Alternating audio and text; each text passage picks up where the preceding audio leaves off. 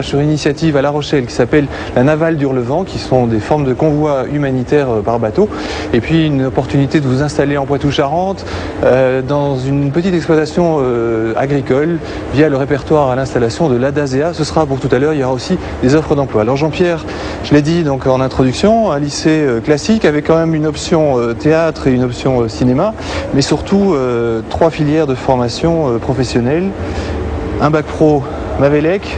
Oui. Qu'est-ce que c'est? Alors ce bac pro Mavelec, c'est un bac professionnel qui forme des réparateurs de produits audiovisuels grand public. Technicien d'exploitation. Voilà. Mais pour le moment, je te propose qu'on fasse une petite pause, enfin, qu'on regarde un reportage sur la Navale d'Hurlevent, qui est à La Rochelle, qui est en fait une initiative pour aider des associations humanitaires à véhiculer, à transporter des denrées vers des pays où c'est pas forcément facile d'accéder, si ce n'est par le moyen des mers. Et donc, regardez ce reportage sur la Navale d'Hurlevent.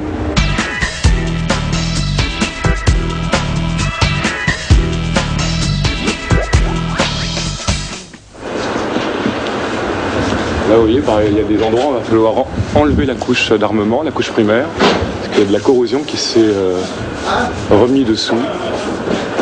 On a été parfois obligé pendant des semaines entières de suspendre le chantier parce que la pluie incessante paralysait littéralement les travaux. Les bateaux en acier n'aiment pas qu'on leur pleuve dessus pendant qu'on les répare.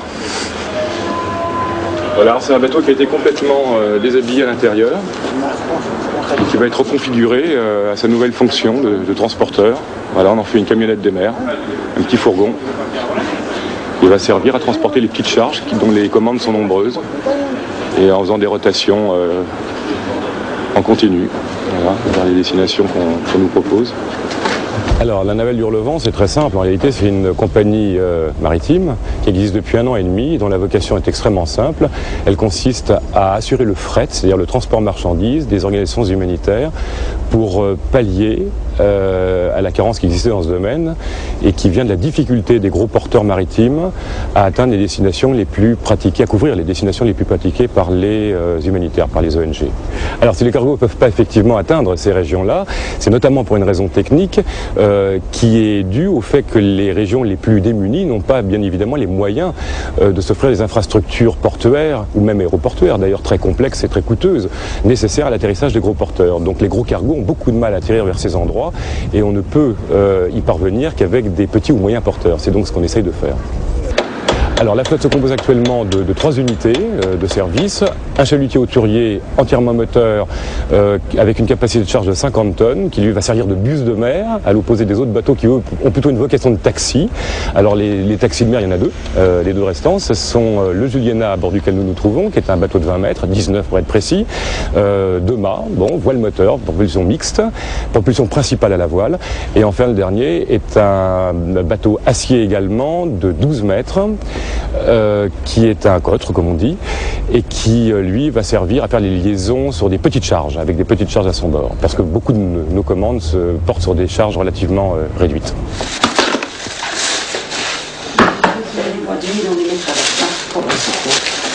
L'acheminement par nos soins en camion ou par container est lourd pour notre budget. Ce que nous offre M. Reich, c'est de nous acheminer gratuitement un tonnage de matériel humanitaire que nous ne pourrions pas faire acheminer. Nous avons actuellement passé 3 ordres de mission avec les Navales d'Hurlevent. Donc nous avons 2 tonnes de vêtements pour Dakar et de matériel humanitaire et 1 tonne pour Conakry qui se compose de bicyclettes, machines à coudre, lits d'hôpitaux et matériel divers dont fauteuils handicapés.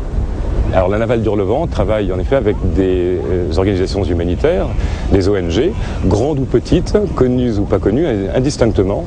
Elle ne choisit pas sa clientèle pour peu simplement qu'elle ait la preuve de l'authenticité de sa vocation humanitaire et des programmes humanitaires qui sont en développement par ces organisations sur les sites où elles exercent, où elles sont en opération. À quel prix? Aucun. parce que le service est gratuit. Il a souhaité fonctionner, c'est un choix éthique de son fondateur, n'est-ce pas, que de fonctionner à l'instar d'un service d'intérêt collectif, avec bien évidemment donc le principe de gratuité. Ce qui fait que le financement de ce service, qui néanmoins a un coût, est rapporté au partenariat, c'est-à-dire la collectivité, ce que j'appelle la collectivité économique et industrielle, c'est-à-dire les grands commerces et les grandes industries nationales ou internationales. Alors, on distingue très schématiquement deux types de partenariats. Les partenariats financiers qui contribuent à la constitution du budget de fonctionnement, et puis il y a les partenariats techniques qui permettent, bien évidemment, qui nous aident à réparer et à maintenir cette flotte en état.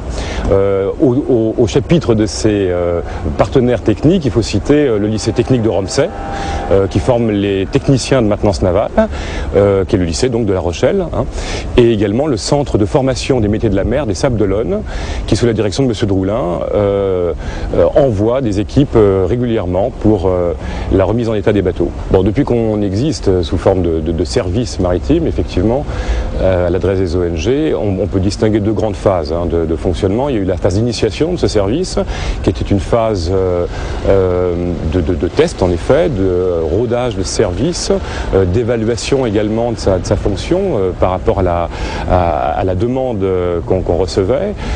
Et une fois qu'on a été assuré effectivement de l'utilité de ce service et de sa possibilité de fonctionner, encouragé par le nombre important, stimulé par le nombre important des commandes qui nous parvenaient, on a décidé effectivement de passer à une seconde phase de développement qui est effectivement la phase d'institutionnalisation pour que cette petite compagnie, au départ tout à fait artisanale et bénévole d'ailleurs, il faut le préciser, à son premier stade, devienne un service à part entière, un service maritime régulier, permanent, une véritable institution de mer, susceptible de fonctionner en rotation continue tout au long de l'année. Voilà.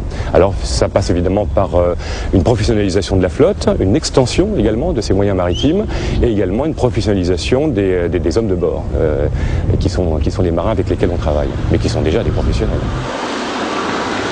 Ce n'est pas le moyen de lier l'utile et l'agréable, mais plutôt la compétence à l'utile.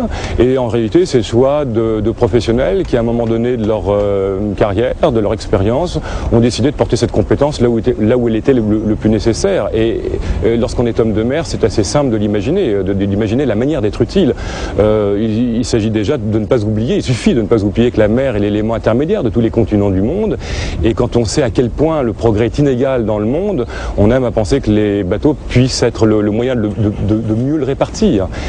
C'est du reste sa vocation et son essence la plus intime, parce que c'est l'instrument millénaire de tous les progrès finalement. Hein.